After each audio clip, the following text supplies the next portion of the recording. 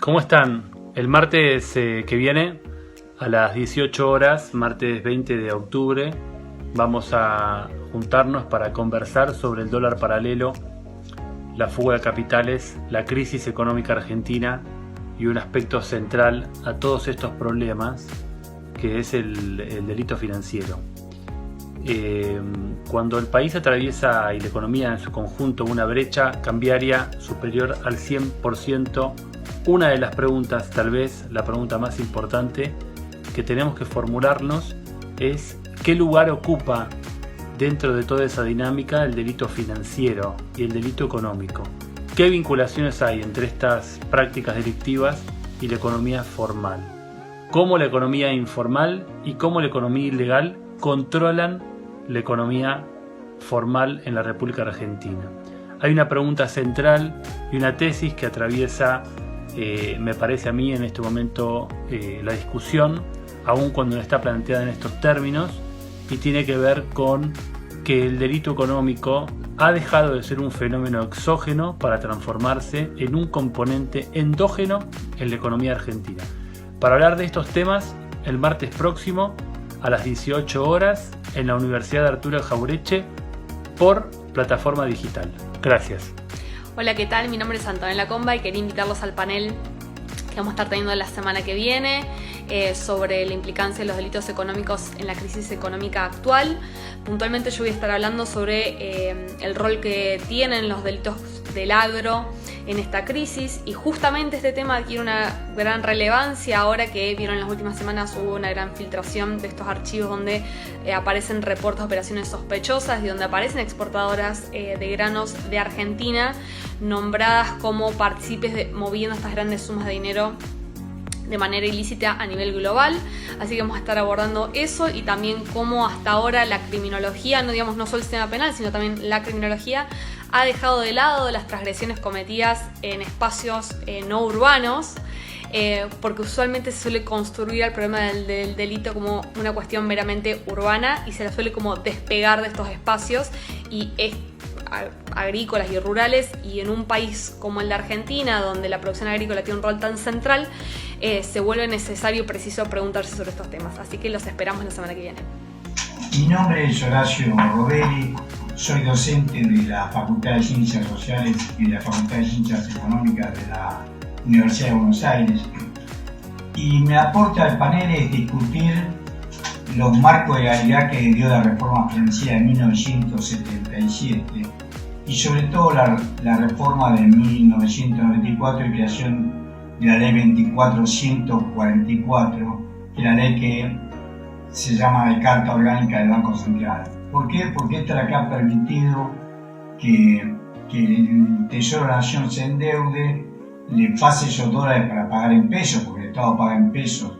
le pase esos dólares al Banco Central, y el Banco Central se lo vende sin límite alguno a los grandes bancos que operan en el mercado local. Son fundamentalmente 10 bancos privados los que manejan el grueso de estas operaciones, y por lo tanto también manejan el grueso de la LELIQ, que es otro de los graves problemas que tenemos, porque el Banco Central le paga a los bancos para no prestar, le paga actualmente más de 60.000 millones de pesos por mes para no prestar. Todo esto es una cobertura legal que atenta contra la economía del país y contra la falta de crédito que tiene toda la economía argentina. Y por último, que eso lo van a desarrollar mejor otros panelistas, la vinculación de estos 10 grandes bancos con las llamadas cuevas cambiarias o cuevas financieras del mercado cambiario paralelo, blue, o el negro, o marginal, o informal, como quiera llamarse. ¿Por qué el delito cambiario es central en la crisis argentina? Creo que las prácticas cambiarias ilegales o las prácticas financieras informales e ilegales en términos más amplios nos permiten pensar distintas dimensiones o distintos aspectos de la crisis que atravesamos. Por un lado, y sin duda, es la existencia de un mercado ilegal de cambios es central para pensar la configuración de la crisis económica con mayúsculas, ¿no? De algún modo, el mercado de cambios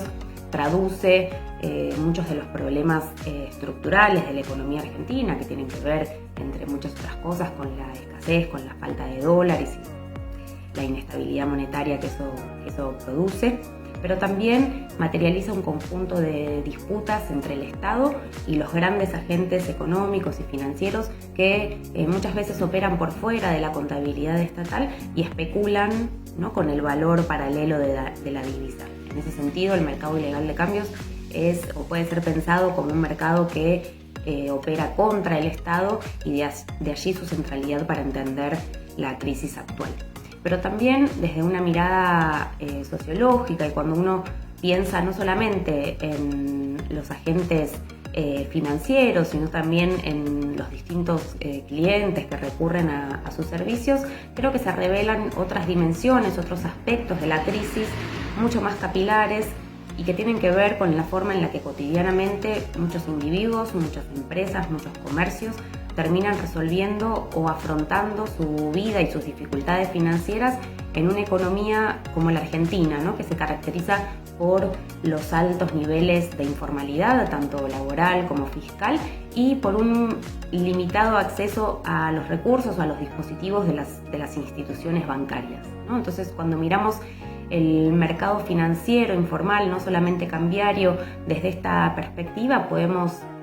observar que a él recurren tanto pequeños ahorristas que compran dólares y los guardan, los atesoran por fuera de las instituciones financieras formales, algunos trabajadores o también desocupados que buscan obtener una ganancia por la brecha entre la cotización oficial y paralela del dólar, pero también muchos comercios, muchas pequeñas empresas que, ya sea porque parte de su contabilidad funciona de manera informal o porque no cumplen los requisitos para acceder a las instituciones financieras, recurren a los agentes financieros informales para financiarse de manera informal. Así que me parece que cuando tenemos en cuenta esta heterogeneidad de agentes, de clientes, de dineros, de prácticas que se entraman en esa red de finanzas informales, estamos en mejores condiciones para comprender de algún modo su supervivencia a lo largo del tiempo, y también para pensar estrategias adecuadas que nos permitan transformar esta realidad.